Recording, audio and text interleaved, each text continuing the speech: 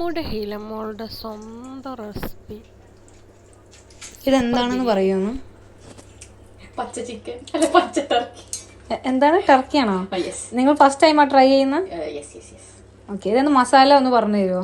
ഇല്ല, അത് പറഞ്ഞില്ല, സീക്രട്ട്. അതിന്റെ മാത്രം സീക്രട്ട് റെസിപ്പി.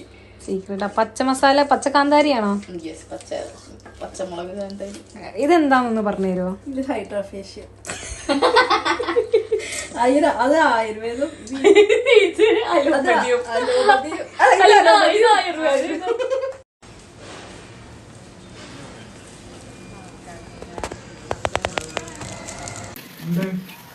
വലിയ മുള്ളൻ എന്തൊക്കെയൊക്കെയോ കുറച്ച് ഈ മീനൊക്കെ ഉണ്ടല്ലോ കറി വെച്ച. നമ്മുടെ മീനതാ കറി അടുപ്പത്തായി. കുറേ തൊലിയൊക്കെ ഉണ്ടായിരുന്നു കേട്ടോ മീനിന്. അപ്പം മീൻ മുറിക്കാൻ കുറച്ച് സമയം എടുത്ത് അങ്ങനെ നമ്മൾ ദോശക്കല്ലാണ് വെച്ച് കഴിഞ്ഞാൽ നമ്മൾ ദോശക്കല്ല് പുതിയത് കൊണ്ട് ഇറക്കണം. ഇത് നമ്മൾ മീൻ പൊരിക്കുക.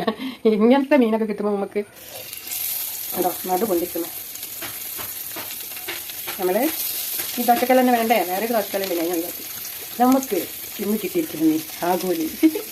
കയ്പ്പ് പറയാത്ത ആഗോലി. അത് രണ്ടെണ്ണം കേട്ടോ. ഞാൻ ആഗോലിയാണ് മനസ്സിലാവാൻ വേണ്ടി വേണ്ട ഒന്നിൻ്റെ ഇതൊന്നും ചിറകൊന്നും വെട്ടാണ്ടിരിക്കുന്നത്. അത് പൊരിച്ചാൽ നല്ല സൂപ്പറായിട്ട്. അതിൻ്റെ വലിയ മുള്ള കേട്ടോ നമ്മളെ എടുക്കാണ്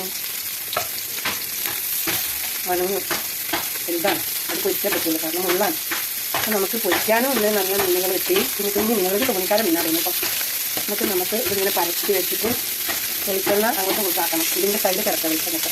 ഇതിൽ കുറേ വെളിച്ചെണ്ണ വെച്ചാലില്ലേ തൂവിപ്പോ ചിന്തിപ്പോ. അപ്പം നമ്മളെ കറിയായി. നമ്മളെ മീൻപൊരീൻ്റെ നടുവിലേക്ക് നമുക്ക് ചൂട് വെളിച്ചെണ്ണ വെച്ചു. നമുക്ക് ഇച്ചിരി വെള്ളം ഇടാം, അധികം വെളിച്ചെണ്ണ വേണ്ട. ഈ വെളിച്ചെണ്ണ ഇങ്ങനെ കൊളസ്ട്രോൾ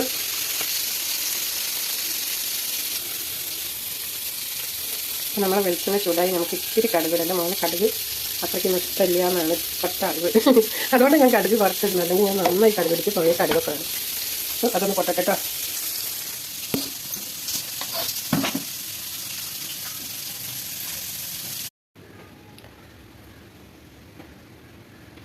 നമ്മളെ മീൻപൊരിയൊക്കെ അവിടെ റെഡിയായി. ഇനി ചോറ് കഴിച്ചാൽ മതി. എൻ്റെ മക്കൾക്ക് ചോറ് കൊടുക്കട്ടെ. ഡക്സ ബേബി കാക്കൊക്കെ ഉണ്ട്. ഡക്സ ബേബിക്ക് ചോറ് വേണോ? ചോറ് വേണോ?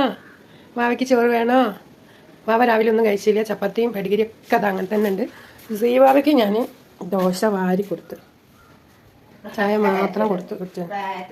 എൻ്റെ കുഞ്ഞുങ്ങൾക്ക് ചോറും കൊണ്ടുപോവാണ് ഞാൻ വാരി കൊടുക്കണതിനെ കൊണ്ടാണ് പ്ലേറ്റിൽ എടുക്കുന്നത്. അങ്ങനെ നമ്മൾ